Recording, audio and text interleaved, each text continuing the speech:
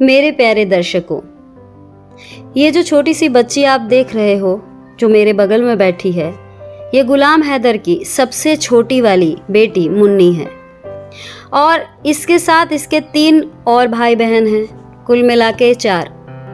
ये बच्चे आज भी इंसाफ का इंतज़ार कर रहे हैं। इस बच्चे के पिता गुलाम हैदर हर रोज़ अपने चैनल के ज़रिए लोगों के सामने विनती करते हैं, कहते हैं कि हमारे लिए दुआ करो, हमारे बच्चों के लिए दुआ करो। और ये सिलसिला आज से नहीं, काफ़ी समय से चल रहा है।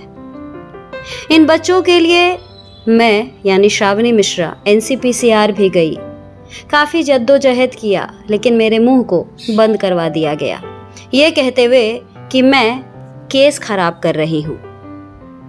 आज इस वीडियो को आपके सामने लाने का जो मेरा मकसद है, मैं कुछ आपसे बताना चाहती हूँ।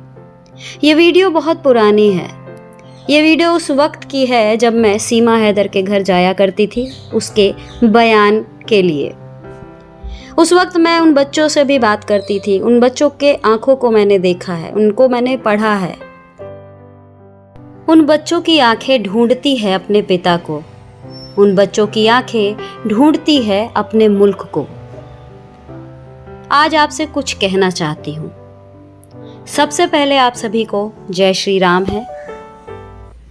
सीमा हैदर को लेकर लोग आज तक परेशान हैं क्योंकि इस महिला के खिलाफ बड़े बड़े दावे करने वाले लोग आज भी YouTube पर रोज अपनी मक्कारी, झूठ, फरेब की दुकान चला रहे हैं। दावे ऐसे कि पूछो मत। कोई कहता है कि गुलाम को वीजा मिल गया, तो कोई कहता है कि गुलाम चुपचाप भारत आ गया है। इन चिंटुओं की पकी पकाई बातों से अब लोग बोर हो चुके हैं। मालूम था कि यही होगा, क्योंकि इन लोगों ने जो झूठी मनोहर कहानियां बनाने में PhD कर रखी है, सुबह शाम रात हर वक्त झूठ का बाजार खोलकर बैठ जाते हैं। इन लोगों को क्या ये मालूम नहीं है कि ऐसा करने से कभी भी समाधान नहीं मिलेगा? लेकिन ये लोग चीप पब्लिसिटी के भूखे हैं, ये नहीं सुधरेंगे। मैं फिलहाल इस केस पर चुप हूँ। आप लोगों ने ही कहा था कि मैं ना बोलूं, एडवोकेट साहब सब कर देंगे। मैं चुप हूँ, लेकिन फिर भी मेरे से आप लोग पूछते हैं कि सीमा और बच्चे कब डिपोर्ट होंगे। तो आज ये भी सुनो कि गुलाम हैदर के बच्चों को इंसाफ दिलवाने का एक ही तरीका है कि उन बच्चों को गवर्नमेंट चाइल्ड होम्स में तुरंत शिफ्ट किया जाए ताकि वो जल्द डिपोर्ट हो सके। लेकिन ऐसा ये कहते हुए नहीं किया गया कि जब तक गुलाम नहीं आ जाता तब तक सीमा हैदर के पास बच्चे सेफ हैं। अब इसका मतलब क्या है?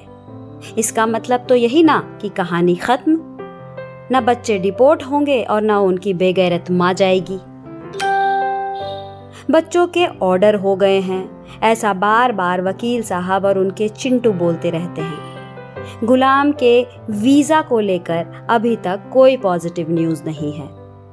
अब ज़रा सोचिए, यदि वीज़ा सालों साल नहीं मिला तब तक तो बच्चे माइनर से मेजर हो चुके होंगे। क्या तब भी यही बोलेंगे कि मैं चुप रहूं, कोर्ट में टाइम लगता है? तो फिर ले लो टाइम और चला लो अपनी मक्कारी वाली दुकान। आज ऊपर वाला तुम लोगों की पोल खोल रहा है। तुम्हारे झूठ धीरे धीरे सामने आ रहे हैं। लोग अब तुमसे सवाल भी करने लगे हैं।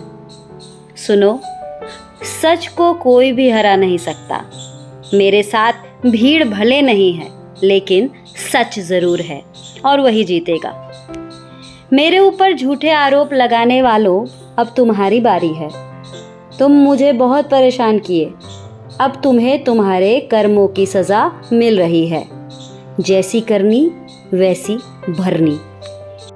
रही बात अवैध घुसपैठी सीमा हैदर को उसी के देश पाकिस्तान डिपोर्ट कराने की या फिर उन 4 मासूम बच्चों को इंसाफ दिलाने की, तो वो काम मैं कल भी बड़ी ईमानदारी से कर रही थी, कर रही हूँ और आगे भी करती रहूँगी। किसी के अंदर हिम्मत है तो रोक कर दिखाए।